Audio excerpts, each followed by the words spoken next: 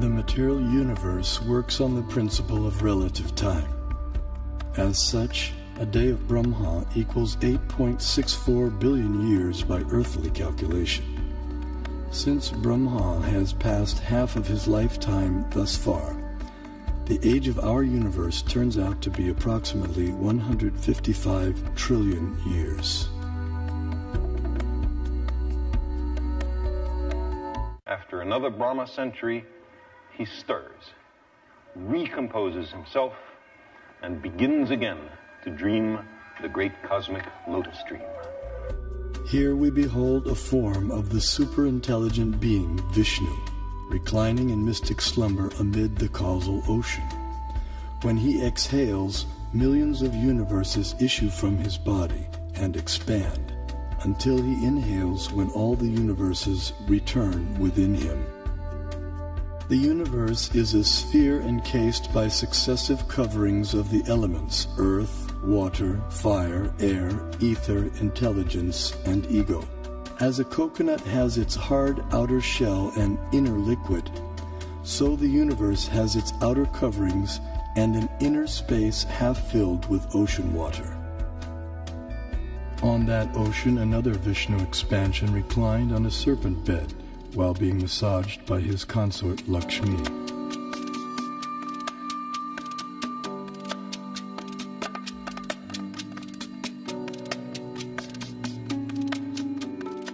From his navel arose a lotus on which Brahma was born.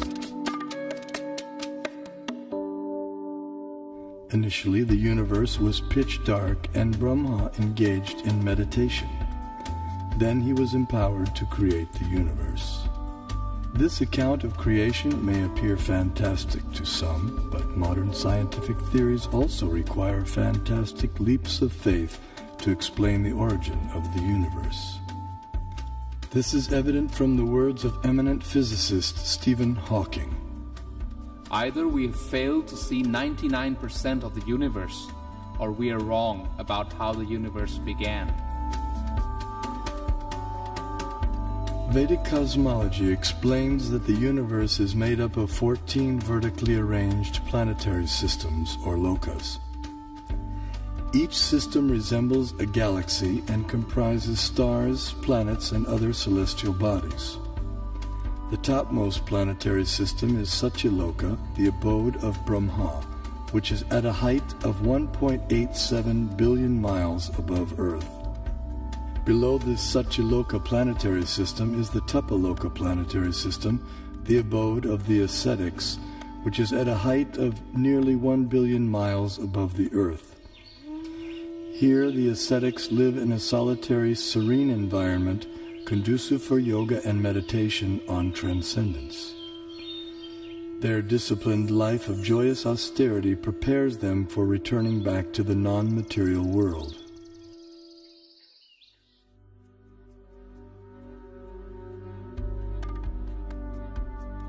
As we move down from Tapaloka, we pass through Maharloka and Janaloka until we reach the Svargaloka planetary system, also known as heaven. The alignment of heavenly bodies around the pole star was elucidated by Srila Prabhupada in a letter. We can see that at night the whole planetary system is turning around. And the pole star being the pivot. Its planet has its orbit fixed, but the sun is moving up and down, north and south. It is not that we shall accept the theory that the sun is fixed and others are all going around the sun. That is not correct. In talks with leading disciples, Srila Prabhupada compared the revolution of planets and stars to a spectacular rotating chandelier. It's like this chandelier, and so the whole thing is moving. And then he developed this idea of the temple of the Vedic planetarium, and how he'd always go like this, dome, dome. He'd hold his hand like that, and he'd say, and then from the center of the dome, a chandelier, which shows the planets according to the Vedic version. Some spectacular kind of chandelier. This planetary system is rotating from east to west. And it is hanging like the chandelier, taking shelter of the pole star. That we can see every night. That the pole star or the North Star remains fixed and does not orbit in the sky is well known to astronomers and sailors alike. Less known is the fact that the pole star rotates powerfully on its own axis.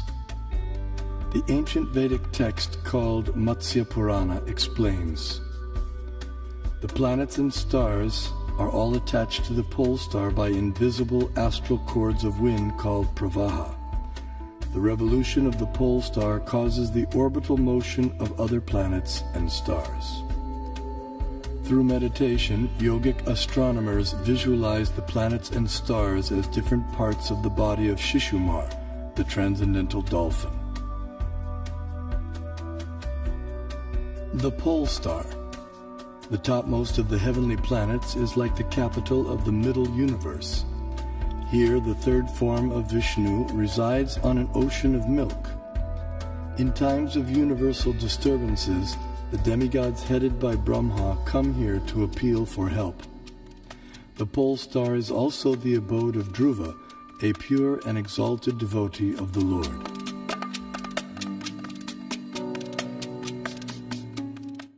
Now let's look at the workings of our solar system. The mainstream scientific notion has been to portray the solar system as heliocentric or sun-centered. In the Vedic geocentric model, the sun, planets, and constellations revolve around the Earth in an approximately 24-hour period.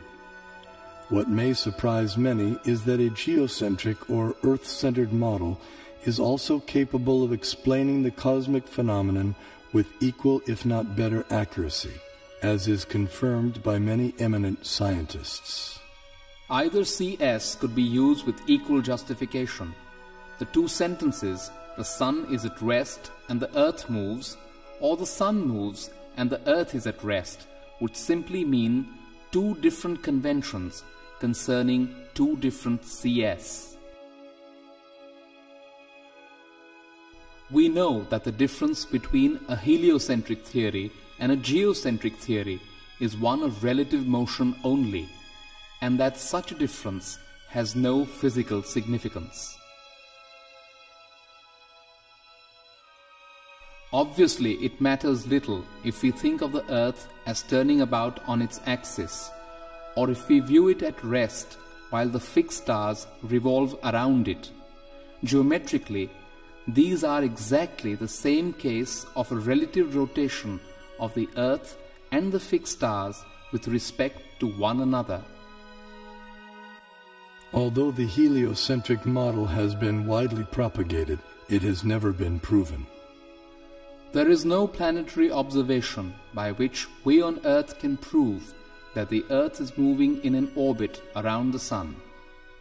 Mathematically, there is nothing wrong in this system because we are observing from the Earth and it is the relative motion that really matters.